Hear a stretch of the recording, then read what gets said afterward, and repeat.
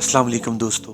अगर आपने इस कहानी का पार्ट 1 यानी पहला हिस्सा सुना या नहीं देखा तो डिस्क्रिप्शन में लिंक मौजूद है, वहां जाकर आप देख सकते हैं। तो चलिए बढ़ते हैं पार्ट 2 की तरफ।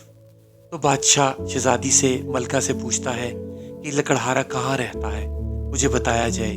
लेकिन शहजादी और मलका इस बारे में कुछ नहीं बताती। तो बादशाह गुस्से में अंदर से निकलता है और बाहर आकर सिपाहियों को बुलाता है और उनसे पूछता है कि तुम शहजादी के साथ जाते थे, तुम बताओ वो लकड़हारा कहाँ रहता है। लेकिन सिपाही कुछ भी नहीं बताते, क्योंकि शहजादी और मलका ने पहले ही उनको समझा दिया था कि वो इस बारे में कुछ भी जिक्र ना करें। और दूसरा, सिपाहियों को इस बारे में पता भी नहीं था कि वो लकड़हारा रहता कहाँ है। बादशाह सिपाहियों को हुक्म देता है कि जहाँ से भी हो लकड़हारे को ढूंढ कर मेरे सामने पेश किया जाए, नहीं तो तुम सबकी खैर नहीं।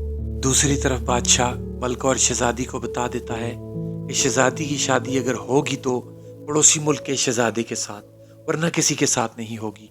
और लकड़हारे के साथ तो बिल्कुल भी नहीं होगी, लकड़हारे का सर कलम कर दिया जाएगा। ये कहकर बादशाह सलामत बाहर बगीचे की तरफ चले जाते हैं और अपने वजीर खास को मदऊ करते हैं।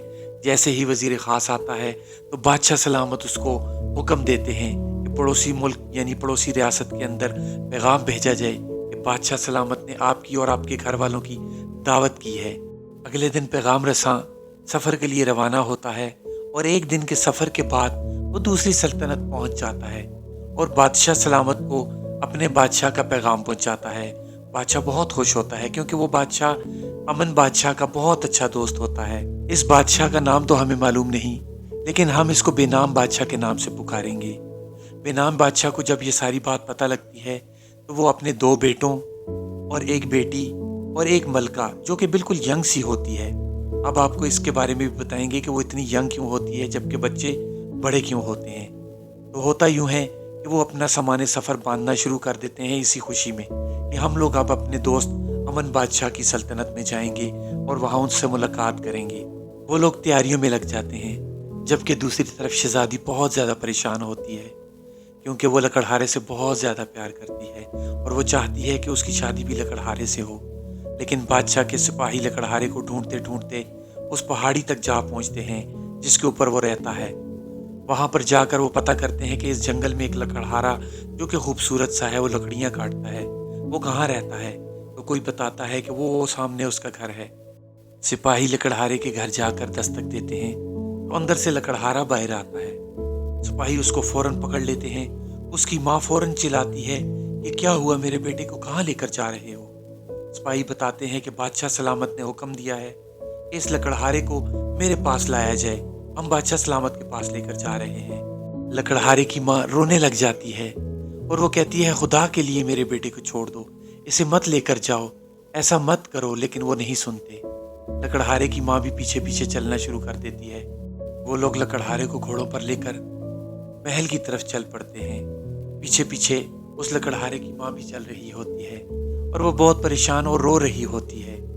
जैसे ही वो महल में पहुंचते हैं और वो लकड़हारे को बादशाह के सामने पेश करते हैं, पहले तो बादशाह भी देखकर परेशान हो जाता है कि इतना खूबसूरत लड़का, लेकिन वो एकदम गुस्से में आ जाता है और उसे कहता है, तुझे शर्म नहीं आती, वो एक शहजादी के साथ प्यार करने लग गया। तो आगे से लकड़हारा कहता है, बादशाह सलामत, आपको गलत फहमी हुई है, मैं किसी को प्यार नहीं करता, मैं बड़ी मुश्किल से अपनी माँ का पेट पालता हूँ, मैं लकड़ियाँ काटता हूँ, इन लकड़ियों को बेचकर अपना और अपनी माँ का पेट पालता हूँ। बादशाह सलामत, मैं ऐसी गुस्ताखी नहीं कर सकता।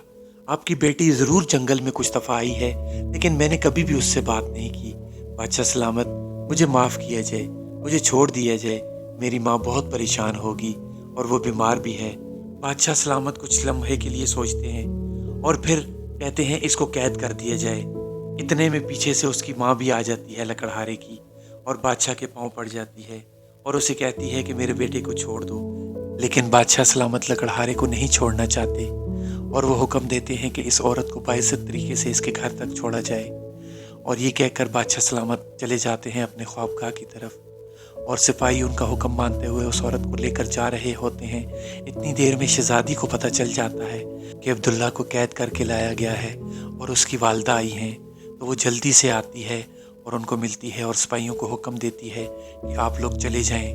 और वो उनकी वालदा को लेकर मेहमान खाने में आती है اور وہاں ان سے گفتگو کرتی ہے اور ان کو تسلی دیتی ہے آپ کے بیٹے کو کچھ نہیں ہوگا، آپ پریشان نہ ہوں، آپ یہاں آرام کریں ہمارے پاس، اور حکم دیتی ہے ان کے لیے کھانے کا بندوبست کیا جائے۔ پھر وہ سپاہیوں کے ساتھ عبداللہ کو ملنے جاتی ہے اور اسے کہتی ہے کہ میری وجہ سے یہ سب کچھ ہوا، تم پریشان مت ہونا، میں تمہیں یہاں سے چھڑوا لوں گی۔ اور پھر وہ بادشاہ سلامت کے پاس جاتی ہے اور ان کو عرض کرتی ہے ان کا کوئی قصور نہیں، عبداللہ نے بھی کچھ نہیں کیا، آپ جس سے کہیں گے میں اس سے شادی کر لوں گی، لیکن عبداللہ کو چھوڑ دیا جائے۔ بادشاہ کچھ دیر سوچتا ہے اور پھر کہتا ہے ٹھیک ہے، میں اسے چھوڑ دوں گا، لیکن جب تک تمہاری شادی نہیں ہو جاتی یہ یہیں پر ہمارا مہمان بن کے رہے گا۔ اور وہ سپاہیوں سے پوچھتا ہے اس کی والدہ کہاں ہے؟ سپاہی جواب دیتے ہیں کہ شہزادی صاحبہ نے ان کی والدہ کو پہلے ہی مہمان خانے میں ٹھہرایا ہے۔ بادشاہ کہتا ہے ٹھیک ہے، عبداللہ کو بھی صاف ستھرے اچھے سے کپڑے پہناؤ، اس کو بھی مہمان خانے میں ٹھہراؤ، یہ بھی ہمارا مہمان ہے۔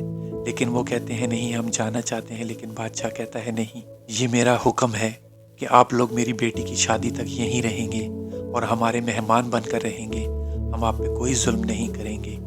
عبداللہ کہتا ہے بادشاہ سلامت، عرض ہے اگر آپ اجازت دیں تو ہم اپنے گھر جائیں، لیکن بادشاہ نہیں مانتا اور کہتا ہے ان کو مہمان خانے میں لے جایا جائے اور ان کو اچھے اچھے کپڑے پہنائے جائیں۔ وہ دونوں پھر ہاں میں سر ہلاتے ہیں اور مہمان خانے کی طرف چل دیتے ہیں، شہزادی بھی ساتھ ہوتی ہے اور بادشاہ سلامت اپنے خوابگاہ میں واپس چلے جاتے ہیں اور پھر ان کو صاف ستھرے کپڑے پہنا کر مہمان خانے میں ٹھہرایا جاتا ہے۔ شہزادی ان سے وہاں معافی مانگتی ہے اور کہتی ہے میری وجہ سے آپ کو تکلیف ہوئی۔ شہزادی کی آنکھوں میں آنسو ہوتے ہیں، لیکن لکڑہارے کی والدہ یعنی عبداللہ کی والدہ اس کے آنسو صاف کرتی ہے اور کہتی ہے جو بھی ہوگا اللہ بہتر کرے گا۔ اتنے میں پیغام رساں بادشاہ سلامت کے پاس پیغام لاتا ہے کہ آپ کے دوست اور ان کی فیملی کل یہاں پہنچ جائے گی۔ پھر ان کے استقبال کی تیاریاں شروع ہو جاتی ہیں اور عبداللہ اور اس کی والدہ مہمان خانے میں ٹھہر جاتے ہیں، جہاں پر خاص لوگوں کو ٹھہرایا جاتا ہے اور ان کی خاطر تواضع کی جاتی ہے اور وہ لوگ آرام کرنے لگ جاتے ہیں۔ اور پھر اگلے دن صبح بادشاہ سلامت کے دوست اور ان کی فیملی وہاں پہنچ جاتی ہے، ان کا بھرپور استقبال کیا جاتا ہے، بہت سے ڈھول باجوں اور پھولوں کے ساتھ اور رقص کے ساتھ وہ لوگ بہت خوش ہوتے ہیں۔ پھر ان کے بھی مہمان خانے میں ٹھہرانے کے انتظامات شروع کیے جاتے ہیں اور بادشاہ سلامت کہتے ہیں ان کو اس بارے میں کوئی پتہ نہ چلے جو کچھ کل ہوا یا اس سے پہلے ہوا۔